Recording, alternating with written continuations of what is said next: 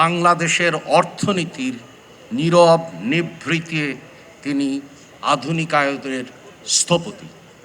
আমরা চীনের গল্প জানি, কিন্তু বাংলাদেশের গল্প কখনো বলি না।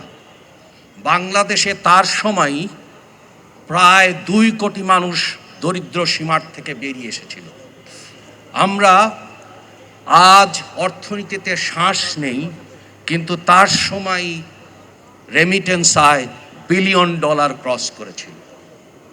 আজ আমরা খাদ্যের স্বয়ংসম্পূর্ণতার গল্প বলি, কিন্তু তার সময় স্লোগানে না, কোনো উদযাপনে না, কিন্তু বাংলাদেশের বোরো ধানের যে বিস্তৃতি, আজকে আমরা চালের ক্ষেত্রে, ধানের ক্ষেত্রে যে স্বয়ংসম্পূর্ণতার গল্প বলি, সেটা তার সময় হয়েছিল। যে কথা আমরা অর্থনীতিবিদরাও বলি না, তা হলো তার সময় বাংলাদেশের অর্থনীতির কাঠামোগত রূপান্তর ঘটেছিল। অর্থাৎ তিনি পেয়েছিলেন ভাঙা কৃষি নির্ভর পাটের স্মৃতিতে এক অর্থনীতি।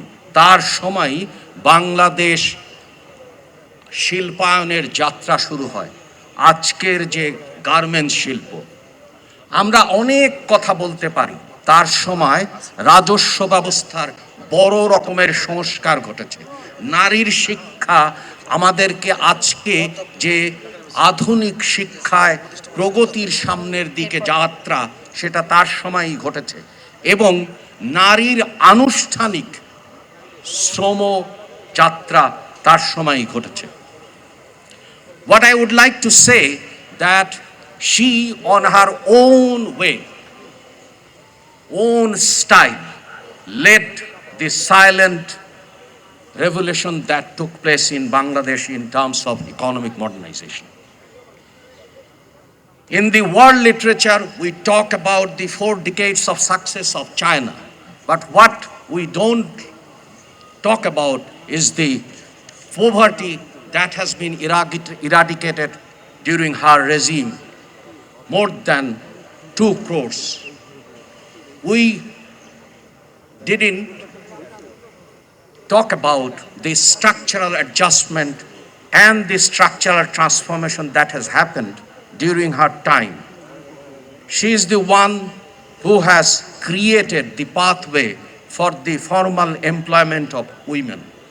She is the one who has given the way for the millions of women to have their education, to lead a life in dignity. She is the one who has in her own unique style, dwarfing the patriarchal cultures that prevent women to lead,